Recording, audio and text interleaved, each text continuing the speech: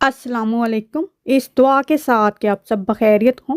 अल्लाह की ख़ास रहमतें, बरकतें और अनायतें आप सब पर मेहरबान हों। मेरी दिली दुआएं और नेक तमन्नाएं आप सब सुनने वालों के साथ हैं।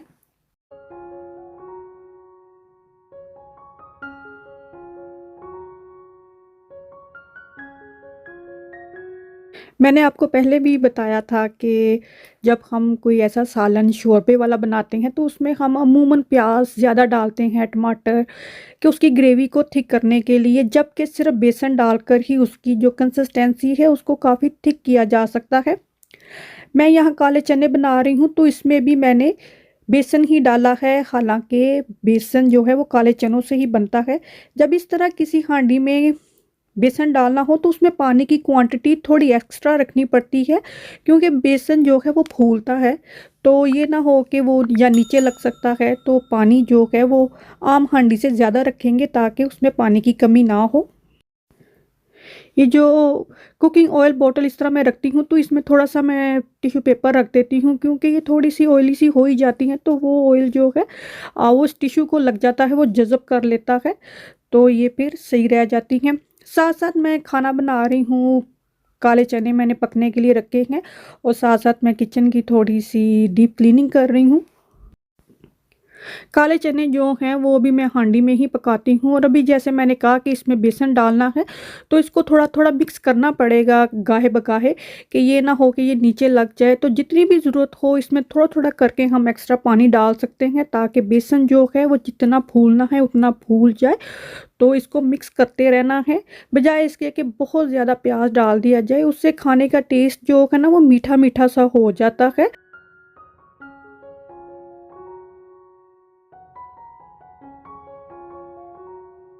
ये जो कुछ एक कैंडल वैक्स बची होती है तो हम उसको मेल्ट करके अलग से कैंडल बना लेते हैं, वही तजर्बा यहाँ ईमान ने करने की कोशिश की। उसने कैंडल जो है वो मेल्ट की तो ये उसकी फेवरेट खुशबू थी, उसने इसमें लगा दी, तो नॉर्मल ही जो धागा था वही लगा दिया, तो उससे ये देखें इसको सारे क्रैक आ गए हैं और ये जल सा भी गया है। क्योंकि जो कैंडल में होती है ना धागा सा, वो उसको कुछ लगा होता है जिस वजह से वो जलता नहीं है। तो वो एक आई थिंक ख़ास किस्म का स्ट्रिंग होती है या धागा होता है, तो वो टीमू से मिल जाती है। तो अभी मैंने ऑर्डर किया है, तो मैंने कहा इसको रख दो, जब वो आएगा फिर इसको पिघला कर किसी और में डाल देना, तो तुम्हारी जो कैंडल है वो बन जाएगी। साथ-साथ मैंने सारे किचन की, बल्कि डाउनस्टेयर की सारी सफाई की, और साथ-साथ जो है ये काले चने बन गए। और यहाँ पर देखें इसकी ग्रेवी की जो मसाला अभी भुना है, ग्रेवी नहीं है ये मसाला भुना है, कितनी थिक कंसिस्टेंसी है। इतनी कंसिस्टेंसी के लिए बहुत ज़्यादा प्याज डालने पड़ेंगे, और ये कितने अच्छे से भुना गया है। यहाँ पे मैंने मॉप किया तो कैसर को बाहर खड़ा कर दिया दरवाजे पर, कि कोई फ्लाई वगैरह अंदर ना आ जाए, ध्यान रखें ताकि हवा जो है वो लग जाए।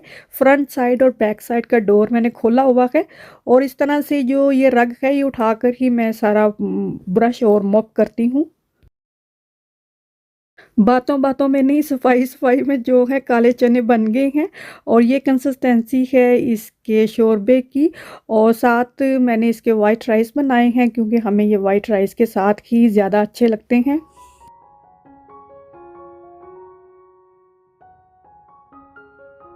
ये जो लेबल मेकर, अगर आपको याद हो, मैंने एक व्लॉग में दिखाया भी था, ये वॉशेबल है, यानी इसको मैं धो भी लेती हूँ। जिस भी जार के ऊपर लगाया है जार, उसको धोना तो पड़ता ही है ना, तो ये धोकर ख़राब नहीं होता। इसको मैंने वॉश किया है जिस तरह हम बर्तन धोते हैं, तो ये वाटर प्रूफ है, ये ख़राब नहीं होता।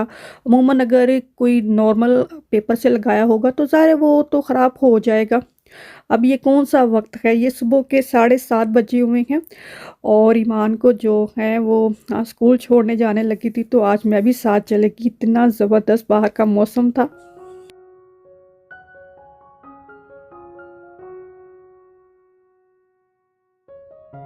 मौसम की तब्दीली जो है वो बच्चों पर भी असरअंदाज होती है। ज़रा सा वेदर चेंज हुआ है तो बच्चों को मूली के पराठे याद आ गए, और आलू की निस्बत मूली के पराठे मेरे बच्चों को ज़्यादा अच्छे लगते हैं। तो फिर ये मैं मूली लेकर आई, तो मैंने कहा अब इसके पराठे जो हैं वो बना ही लेने चाहिए। मूली, गाजर और शलजम, बाकी तकरीबन सारी ही सब्जियां ऐसे हैं, लेकिन मूली, गाजर और शलजम अगर 1-2 दिन छोड़ दिया जाए, उनको पड़ा रहने दिया जाए ना, तो वो उनकी जो फ्रेशनेस है वो ख़त्म होना शुरू हो जाती है। तो मैंने कहा ये ऐसे ही बहुत ज़रा सुखाकर इसको ज़रूर बनाने हैं, तो मैंने आज ही बना दिए। और थोड़ा-सा नमक डाल के इसको रखना पड़ता है ताकि जो है इसका वाटर जो है वो स्क्वीज़ कर सके।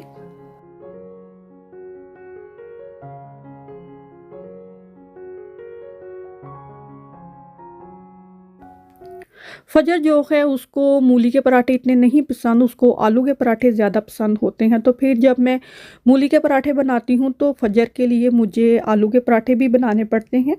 तो फिर मैं ये भी साथ ही बनाती हूँ। और ये गार्लिक मैशर है या प्रेसर है, तो इससे आलू जो है वो बड़ी अच्छी से मैश हो जाएंगे, क्योंकि आलू थोड़े गर्म ही थे। तो मैंने इसको ना ऐसे ही मैश करना शुरू कर दिया। तो मैंने कहा हाथ से अगर इनको मैश किया तो ये काफ़ी गर्म है। तो ये जो गार्लिक प्रेसर है ये बहुत ही सही है पोटैटो मैशर के तौर पर यूज़ करना हो तो।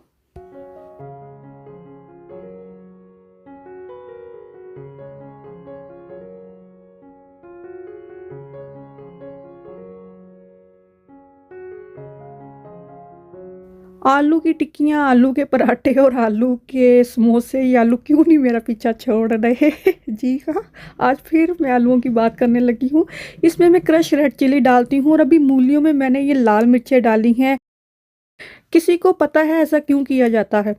क्योंकि आलू गले हुए हैं, आलू तैयार हैं, गले हुए हैं, तो उन्होंने जो लाल मिर्चियों का पाउडर है वो अपने अंदर जज़ब नहीं करना। मूली जो है ये एज़ अ सैलड खाई जाती है, तो इसमें इतनी गुंजाइश है, क्योंकि इसका वाटर हम स्क्वीज़ करते हैं लेकिन फिर भी इसमें थोड़ा-सा पानी रह जाता है, तो ये मिर्चियाँ अपने अंदर जज़ब कर लेती है।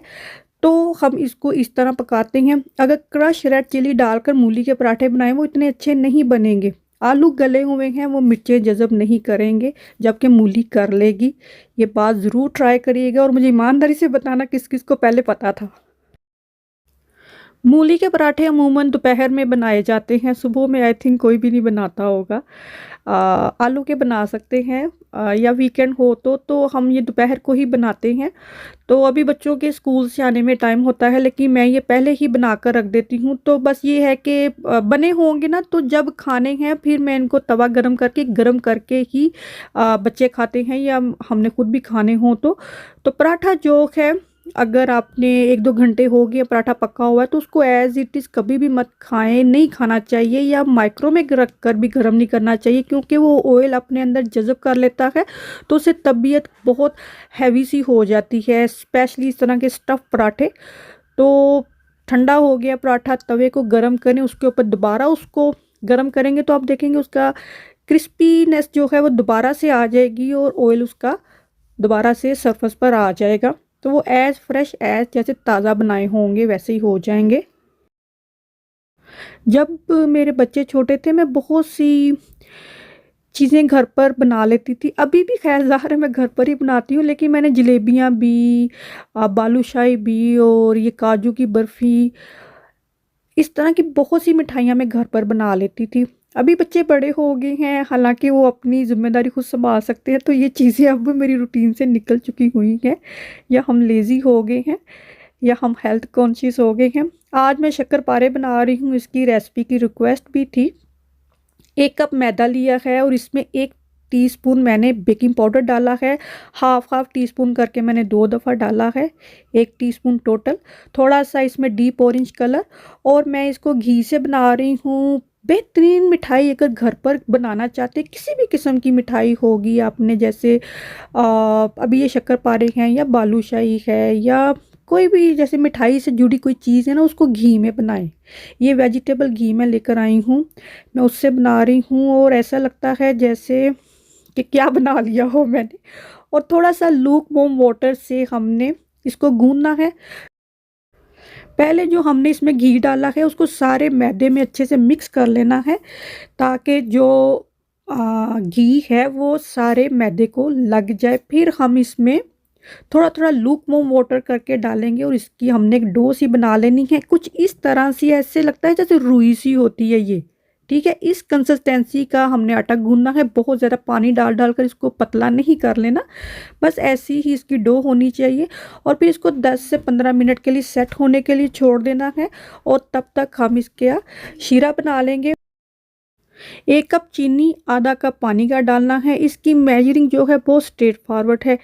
जितना मैदा उतनी चीनी, और जितनी चीनी उससे आधा हमने पानी डालना है शीरा बनाने के लिए। और हरी इलायचियाँ हम इसमें कूट के डालेंगे, वैसे दाने मत डाल दें, उसकी ना तो खुशबू आनी है और ना ही पता चलना है। और अगेन ये हम फ्राई भी घी में करेंगे, कुकिंग ऑयल में कर लें वो इतने सही नहीं बनेंगे।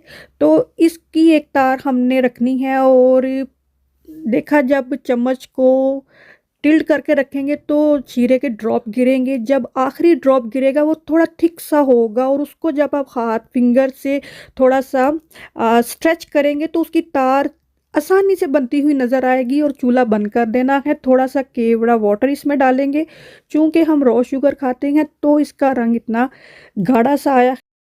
अगर आप वाइट शुगर से बनाएंगे तो इसका कलर थोड़ा सा चेंज हो सकता है। और अभी शक्करपारे बना लेंगे। छोटी छोटी सी गोलियां सी इसकी बना लेनी है, छोटी छोटी सी। आपने देखा कैसे हाथ में मैंने इसको थोड़ा सा प्रेस किया है, ये थोड़ा जुड़ सा जाएगा। और दैट्स इट। इसको जो गुलाब जामुन की तरह गोल लड्डू नहीं बनाना है इसका, तो अब आपको समझ आ जाएगी। गुलाब जामुन तकरीबन सभी ने बनाई हुई है। तो इसको अभी जो फर्स्ट बैच मैंने बनाया है ये थोड़े बड़े साइज़ का मैंने बना दिया है। ये इससे भी छोटे साइज़ के होने चाहिए, क्योंकि इसमें हमने बेकिंग पाउडर डाला है और इसको हमने घी में फ्राई करना है, तो ये साइज़ में डबल हो जाएंगे। अब आज इसको फ्राई कैसे करना है। आपने देखा जब तेल में डाला है तो ये नीचे बॉटम पर बैठ गया है। इस तरह का तेल का टेम्परेचर होना चाहिए तो ही ये सही फ्राई होंगे। समोसों की तरह पकौड़ों जैसा तेल नहीं चाहिए इसके लिए। विद इन फ्यू सेकंड ही वो बबल से बनने लग जाएंगे। ये देखें जो सबसे पहले डाला था, तो ये जैसे जैसे गर्म होंगे ये तैर कर सतह पर आ जाएंगे। और चूंकि मैं भी बहुत टाइम के बाद बना रही हूँ तो मैंने ये ज़्यादा डाल दी। और आपने देखा फूल के ये कितने बड़े साइज़ के हो गए हैं। तो मैं ये पार्ट स्किप भी कर सकती थी, लेकिन चूँकि जब हम घर पर बनाते हैं तो अगर कोई चीज़ इधर उधर होगी है तो वो बतानी भी ज़रूरी होती है। अगर जिस तरह मैंने ज़्यादा डाल दिए हैं तो वो सारे एक जगह इकट्ठे हो गए हैं, तो कुछ एक मैंने निकाल के अलग प्लेट में रख दी। उनको वापस हम बाद में दोबारा से फ्राई कर लेंगे। और ये तैयार हो गए कैसे पता चलेगा। कोई भी चीज़ जब फ्राई करते हैं, जब वो अच्छे से फ्राई हो जाती है तो उसकी सिजलिंग कम हो जाती है। इसका जो फ्राई करने का टेम्परेचर है वो लो टू मीडियम पर होगा। तेज़ आंच पर इसको फ्राई नहीं करेंगे, इन्होंने काले हो जाना है और अंदर से कच्चे रहेंगे। शीरा आपने देखा थोड़ा सा ठंडा हो गया था, कोई मसला नहीं है। उसको दोबारा से चूल्हा गर्म करें और ज़रा सा गर्म कर लें, और किसी ऐसे बर्तन में शीरा डाल दिया है जिसमें कि हम इन शक्करपारों को अच्छे से मिक्स कर सकते हैं शीरे के साथ।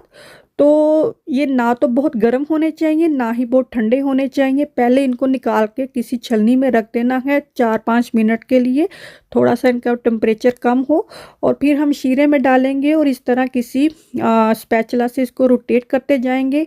इसके क्रम आपको उतरते नज़र आ रहे हैं, तो ये इस चीज़ का सबूत है कि ये खस्ता बने हैं। अगर क्रम नहीं उतरे तो मतलब ये वट्टा बन चुके हुए हैं। तो ये क्रम उतरने ही उतरने हैं, क्योंकि ये खस्ता बने हुए हैं। और अभी जो बकिया शक्करपारे हैं वो भी इसमें डालकर आहिस्ता आहिस्ता इसको मिक्स करके एक साइड पे रख देना है, ताकि ये अच्छे से जो है सारा जो शीरा है अब्जॉर्ब कर लें। और हल्के हाथ से इसको मिक्स कर देना है, क्योंकि इसमें गरम शीरा डाला है, ये बर्तन भी गरम है। आप हाथ से चेक करेंगे ना जिस तरह मैंने चेक किया, तो आपको हीट महसूस होगी। और इसको 1-2 घंटे तक पड़ा रहने दें ताकि ये अच्छे से अपने अंदर शीरा जज़ब कर लें। और कोई भी चीज़ जब हम कुकिंग वाली बनाते हैं, बल्कि ज़ाहिर है वो कुकिंग वाली ही होती है, उसका टेस्ट कुछ देर बाद डेवलप होता है। मिठाई भी ऐसे ही है। ये मैंने बनाकर रख दिए, दूसरे दिन जब खाए हैं तो ऐसा लगता था जैसे पता नहीं कौन सी बेहतरीन मिठाई की दुकान के हम ये खा रहे होते हैं। हालांकि शक्करपारे एक बेसिक सी मिठाई है, कई लोगों को पसंद भी नहीं होगी, लेकिन ऐसा लग रहा था जैसे किसी हलवाई की दुकान पे बैठ गए हो जाके, इतनी खुशबू थी। और चूंकि शीरा इसने जज़ब करना है, शीरे ने ठंडा होना है, तो ये एक दूसरे के साथ जुड़ सकते हैं। तो ये अगर ऐसे हो जाए तो भी परेशान ना हो कि ये ख़राबी हमने कर लिए हैं, ये बिल्कुल सही हैं। शक्करपारे और बालूशाही की रेसिपी एक ही है। जब बालूशाही बनाते हैं तो उसको थोड़ा बड़ा-सा बाउल बना के उसमें थोड़ा-सा वेल-सा बना लेते हैं तो वो बालूशाही बन जाती है। तो ये इस तरह बना लें तो ये शक्करपारे बन जाते हैं। रंग इनका डार्क इस वजह से हुआ है चूँकि मैं रॉ शुगर से बना रही हूँ, इस वजह से इनका रंग थोड़ा ऐसा हो गया है और हमें ऐसे ही अच्छे लगते हैं। रॉ शुगर से ये पहली दफ़ा मिठाई भी मैंने बना ली है, ये कारनामा भी मैं कर चुकी हूँ और ये कुछ भी चीज़ इसकी फेंकने की ज़रूरत नहीं है और ये बहुत ज़्यादा मज़े के बने हैं। और मैं ये रेसिपी 3 मिनट में भी शेयर कर दूँगी। अगर आज का व्लॉग अच्छा लगा है तो थम्स अप बटन प्रेस करने में कंजूसी बिल्कुल नहीं करनी। मेरे चैनल पर नए हैं तो उसको ज़रूर सब्सक्राइब करें। अल्लाह हाफ़िज़।